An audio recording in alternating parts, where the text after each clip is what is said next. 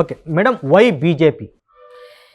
ಈ ಕಳೆದ 5 ವರ್ಷಗಳಲ್ಲಿ ನಾನು ಅತಿ ಹತ್ತಿರದಿಂದ ನಾನು ನೋಡ್ಕೊಂಡು ಬಂದಿದ್ದೀನಿ. BJP party how it functions ಅನ್ನೋದು ಮುಖ್ಯವಾಗಿ. ಅವರ ಒಂದು ಆರ್ಗನೈಸ್ಡ್ ವೇಲಿ ಅವ್ರು ಮಾಡೋ ಏನೇ ಇದ್ರೂ ಒಂದು ಸಣ್ಣ ಫಂಕ್ಷನಿಂದ ಒಂದು ದೊಡ್ಡ ಈವೆಂಟ್ವರೆಗೂ ಯಾವ ರೀತಿ ಅವರು ಅದನ್ನು ಅಪ್ರೋಚ್ ಮಾಡ್ತಾರೆ.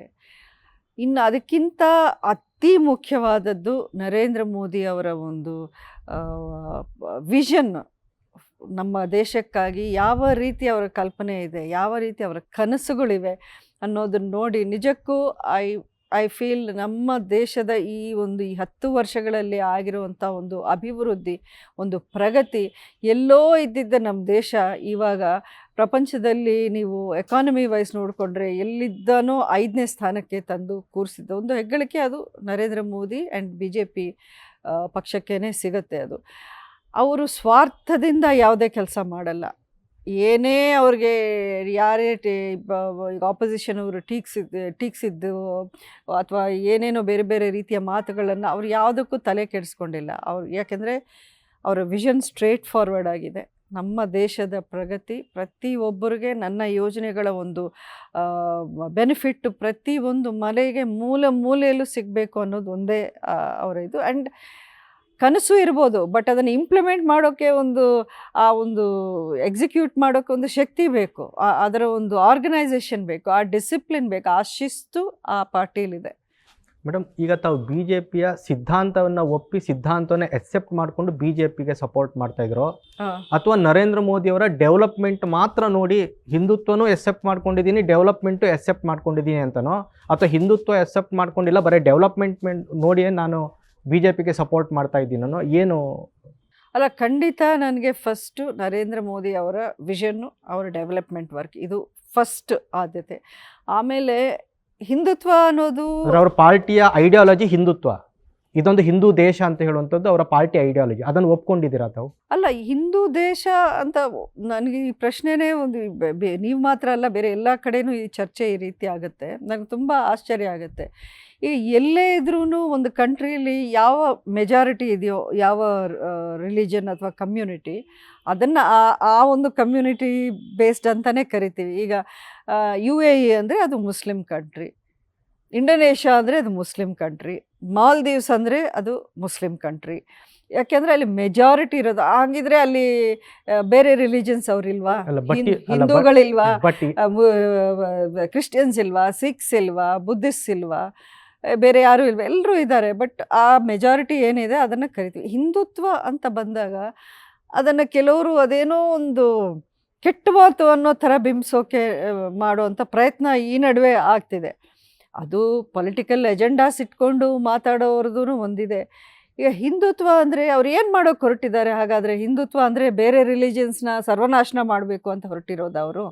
ಹಿಂದುತ್ವ ಅನ್ನೋದು ನಮ್ಮ ಧರ್ಮವನ್ನು, ನಮ್ಮ ಸಂಸ್ಕೃತಿಯನ್ನು, ನಮ್ಮ ಹಳೆಯ ಒಂದು ಧಾರ್ಮಿಕ ಒಂದು ಶಿಕ್ಷಣ ಏನಿದೆ ಅದನ್ನು ನಮ್ಮ ಜನಕ್ಕೆ ಮತ್ತೆ ಅವೇರ್ನೆಸ್ ತರುವಂಥ ಒಂದು ಪ್ರಯತ್ನವನ್ನು ಮಾಡ್ತಿದ್ದಾರೆ ಹೊರತು ನಮಗೆ ಹಿಂದೂಗಳು ಮಾತ್ರ ಬೇಕು, ಬೇರೆ ಎಲ್ಲರೂ ಇಲ್ಲಿಂದ ಓಡೋಗಿ, ಅಥವಾ ನಮ್ಮ ಹಿಂದುತ್ವ ಬಿಟ್ಟು ಇನ್ನು ಯಾರೇ ಇದ್ರೂ ಅವರೆಲ್ಲರೂ ನಾವು ಏನೋ ಶಿಕ್ಷೆ ಕೊಡ್ತೀವಿ ಅಥವಾ ನಿಮ್ಮ ಸಿಟಿಸನ್ಶಿಪ್ ಕ್ಯಾನ್ಸಲ್ ಮಾಡ್ತೀವಿ ಅಂತ ಅವ್ರು ಹೇಳ್ತಾ ಇಲ್ಲ.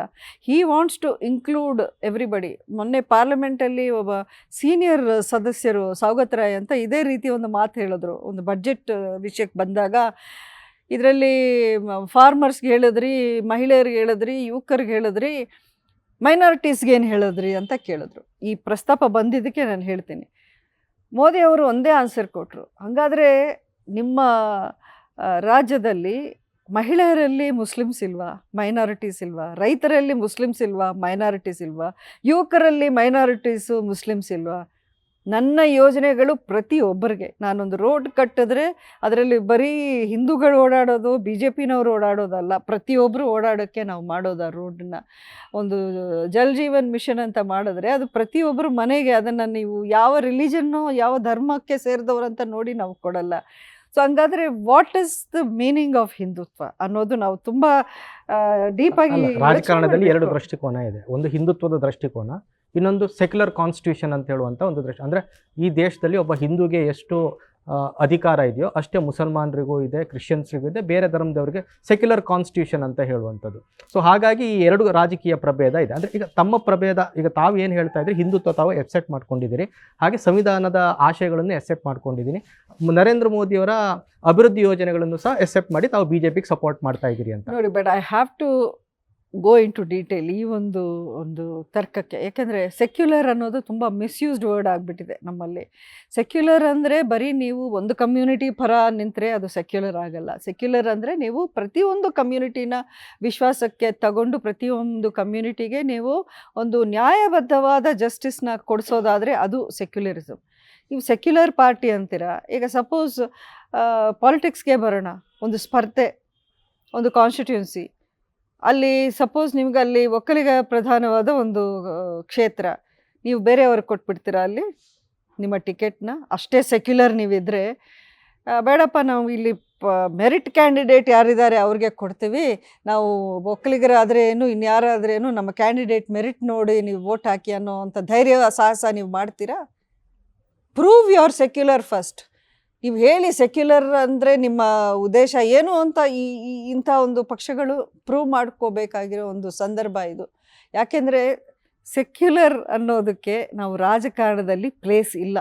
Be very very realistic about this. Secularism ಅನ್ನೋದನ್ನು ಮಿಸ್ಯೂಸ್ ಮಾಡಿಕೊಂಡು ಅವರು ಒಂದು ದುಷ್ಪ್ರಚಾರ ಮಾಡುವಂಥ ಒಂದು ಪ್ರಯತ್ನ ಇದು ಅಷ್ಟೇ ವಿನಃ ಯಾರೂ ಸೆಕ್ಯುಲರ್ ಇಲ್ಲ. ಸೆಕ್ಯುಲರ್ ಆದರೆ ನಮ್ಮ ದೇಶದ ಒಂದು ಪರಿಸ್ಥಿತಿ ಈ ರೀತಿ ಇರ್ತಾ ಇರಲಿಲ್ಲ. ಬಟ್ ನರೇಂದ್ರ ಮೋದಿ ಅವರು ಅಥವಾ BJP ಪಕ್ಷದ ಸಿದ್ಧಾಂತಗಳಲ್ಲಿ ಹಿಂದುತ್ವ ಬಿಟ್ಟರೆ ಬೇರೆ ಯಾರನ್ನೂ ನಾವು ಎಂಕರೇಜ್ ಮಾಡಲ್ಲ ಅನ್ನೋದು ಯಾವತ್ತೂ ಆ ರೀತಿಯ ಒಂದು ಅವರ ಆ್ಯಕ್ಷನಲ್ಲೋ ಅವರ ಮಾತುಗಳಲ್ಲೋ ಯಾವತ್ತೂ ನಡೆದಿಲ್ಲ. ಅದನ್ನು ಅವರ ಒಂದು ಪಾಪ್ಯುಲಾರಿಟಿನ ಸಹಿಸೋಕೆ ಯಾರಿಗಾಗಲ್ವೋ ಆ ರೀತಿಯ ಒಂದು ನ್ಯಾರೇಟಿವ್ನ ಸೃಷ್ಟಿಸಿ ಅದನ್ನೇ ಒಂದು ಸುಳ್ಳನ್ನು ನೀವು 1000 ಸತಿ ಹೇಳಿದ್ರೆ ಅದೇ ಎಲ್ಲೋ ಒಂದು ಕಡೆ ನಿಜ ಆಗತ್ತೆ ಅನ್ನೋ ರೀತಿಯಲ್ಲಿ ಪ್ರಚಾರ ನಡೀತಾ ಇದೆ. ಬಿಟ್ಟರೆ I don't agree with this. News first ನಿರ್ಭೀತಿಯಿಂದ ನಿಮ್ಮ ಪರವಾಗಿ.